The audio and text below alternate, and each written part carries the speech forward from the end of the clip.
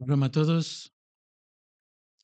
24 de noviembre, son las 10 de la mañana y desde las 7 de la mañana empezó la primera fase por la liberación de los secuestrados. Estamos viviendo esta guerra psicológica que nos han impuesto de la manera más llevadera posible. La primera fase del acuerdo entre Israel y Hamás, en la que se espera que sean liberados 50 rehenes retenidos en Gaza, comenzó hoy a las 7 de la mañana, entró en vigor. Un alto el fuego durante las cuales la Fuerza de Defensa de Israel se abstendrán de atacar la franja de Gaza durante 4 días. Con la entrada en vigor del alto el fuego, 4 tanques de combustible diésel, tanques de gas para cocinar, fueron transportados de Egipto a las organizaciones de ayuda humanitaria de la ONU en el sur de la Franja de Gaza, del curso de Rafah, con la aprobación de todo el nivel político. Los combustibles y el gas para cocinar están destinados al funcionamiento de infraestructura humanitaria, esencialmente en la Franja de Gaza. La primera liberación que se hará hoy, se supone, porque hasta que no sean efectivos con esta gente no se puede saber absolutamente nada. Así que por ahora son todas suposiciones. Se supone que jamás liberará a 13 secuestrados, mujeres y niños. Jamás entregó ayer a los cataríes la lista de los liberados y esperan que serán liberados hoy alrededor de las 4 de la tarde en uno de los dos cruces, o Rafah o Nitzaná. Las familias de los secuestrados que serán liberados en primera instancia fueron informados ayer por teléfono. A petición del responsable de los secuestrados y desaparecidos, el teniente coronel Hirsch, los nombres de las personas liberadas no se publicarán en los medios de comunicación hasta que sean devueltas a Israel. Esto lo digo también por la gente que me ha preguntado si se sabe quiénes son.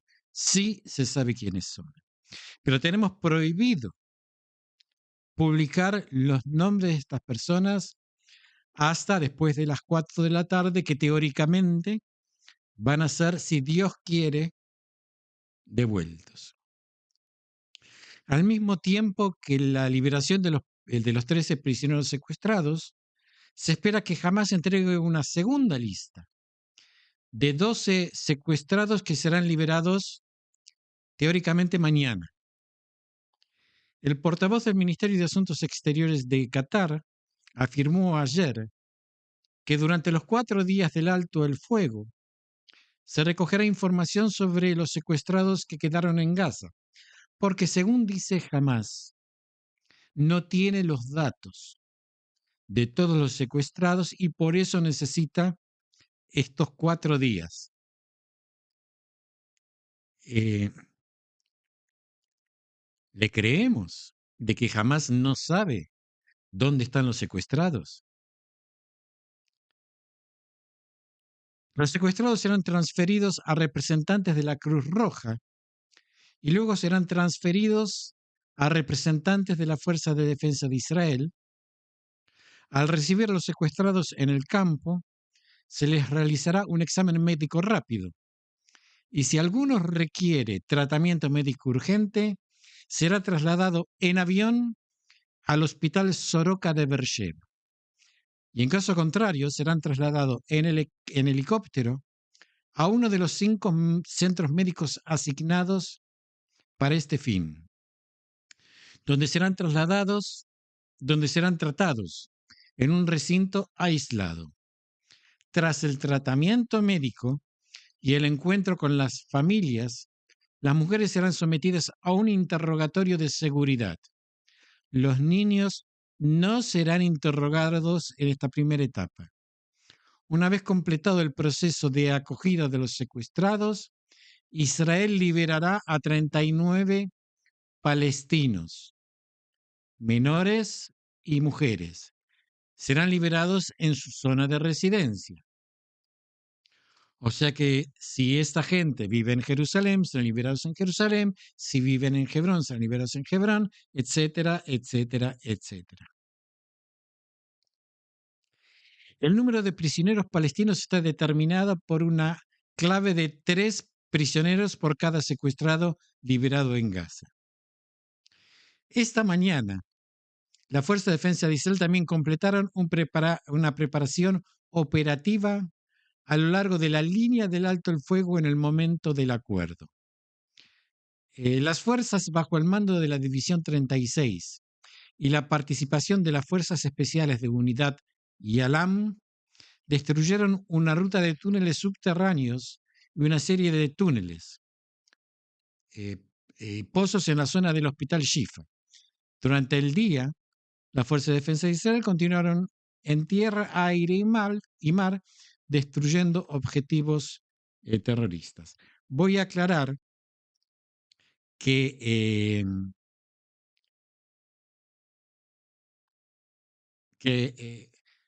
ayer, antes de firmar, Hamás quiso proponer como condición de que la Fuerza de Defensa de Israel se retire del Hospital Shifa, a lo que Israel evidentemente se opuso. No nos olvidemos que soy rabino. Entonces quiero dar un punto de vista alágico a todo esto que está sucediendo. Porque el Estado de Israel se enfrenta a una difícil cuestión: ¿cómo liberar a los aproximadamente 240 secuestrados por Hamás? ¿Deberíamos llegar a un acuerdo para su liberación a cambio de muchos terroristas y detener la guerra? O sea, tendríamos que, para liberar a esta gente, detener la guerra y liberar a todos los terroristas que están encarcelados en las cárceles israelíes. Vamos a aclarar este tema a partir de las fuentes religiosas. Redención de cautivos. Los sabios dijeron que es un gran mandamiento redimir a los cautivos y proceder en importancia a todos los diferentes tipos de caridad, porque el cautivo sufre de hambre, sed, falta de ropa. Además, su vida está en peligro. Esto está en el Talmud Bava Batra 8.2. Por eso no se debe escatimar esfuerzos por rescatar a los cautivos. Esto lo escribió el Rambam, el Shulchan Aruch Yoreh De'ah, Renev 1. Sin embargo, los sabios establecieron la halajá, que está prohibido pagar un precio exorbitante por la redención de los cautivos. Como se explica en la Mishnah, los cautivos no son redimidos por más que su sangre, debido a la corrección del mundo, Tikkun Olam. La razón principal de esta regulación, como se explica en el Talmud, es no crear un incentivo para que los ladrones capturen más y más de nuestros prisioneros, después de que sepan que estamos dispuestos a pagar cualquier precio por ellos. Es cierto que el Talmud menciona otra razón para la regulación: para no obligar al público a contribuir con grandes cantidades de dinero, más allá de sus posibilidades. Sin embargo, la opinión de la mayoría de los rabinos, es decir, los rabinos del Talmud, el Rambam, el Tur, que la razón principal de la regulación es no alentar a los ladrones a capturar judíos, y también se decidió escribir esto en el Shulchan Aruch Yoreh De'ah Renev 4. Hasta ahora hemos, lo que hemos dicho eran secuestradores de que su tendencia era la codicia, el dinero. Pero la pregunta es, cuál es la ley cuando los secuestradores son enemigos acérrimos de Israel y están dispuestos a liberarlos solo a cambio de la liberación de muchos terroristas? Que es, en definitiva, lo que estamos viviendo ahora. Es una cuestión que no está prevista en Yoredea, en el Shulchan Aruch. La respuesta sería, cuando se trata de criminales que secuestran dinero por avaricia, algunos dicen que en caso de peligro para la vida está permitido desviarse de la guía de los sabios y no rescatar los cautivos por más que exista probabilidad de que los maten. Sin embargo, cuando se trata de una guerra contra los enemigos de Israel, uno no debe someterse a ningún chantaje por parte del enemigo, porque si nos rendimos, nuestros enemigos lo verán como una clara señal de debilidad. Les subirá la moral y añadirán más vigor para hacernos daño. También se sabe que después de cada éxito de este tipo, más terroristas se unirán a sus filas. Además de esto, aquellos que se hacen, que se propagan para hacernos daño, no temerán por su futuro, porque contarán con el hecho de que incluso si son capturados pronto, serán liberados de la prisión israelí mediante un acuerdo de liberación. Además, existe un temor razonable de que al menos algunos de los terroristas que saldrán de prisión regresen y dañen a los judíos. Por eso, a pesar del dolor que implica, no se debe ceder al chantaje y pagar por los secuestrados más de lo que se acostumbra en estos casos, que sería persona por persona. La regla es que durante la guerra no nos sometemos a ningún dictado del enemigo. Y si capturan inclusive a uno de nuestros prisioneros, vamos a la guerra por su culpa para salvarlo. Y como aprendimos en la Torá, y se dijo,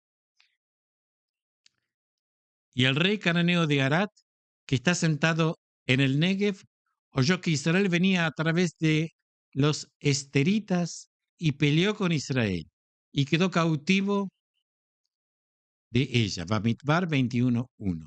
Y los sabios dijeron que solo capturaron a una esclava de Israel y para salvarla no abrieron negociaciones, sino que fueron a la guerra contra ellos mismos. Asimismo, solía hacerlo David cuando los amalecitas asaltaron Seclac y tomaron cautivas a las mujeres. Él no negoció, sino que peleó con ellos y rescató a los cautivos. Esto está en Samuel 1, capítulo 30. Incluso si el enemigo viniera a llevarse solo hierba, vamos a hacer la guerra contra ellos, porque si cedemos ante ellos en un pequeño asunto, seguirán luchando contra nosotros cada vez más. Todo esto se dice de terroristas y enemigos que continúan una guerra. Pero cuando se trata de una guerra que ha terminado, en el marco de los acuerdos para poner fin a la guerra, se permite intercambiar todos los prisioneros que tenemos por todos los prisioneros que ellos tienen, aunque nosotros tengamos mucho más prisioneros, porque esta es la práctica aceptada en los acuerdos del alto el fuego.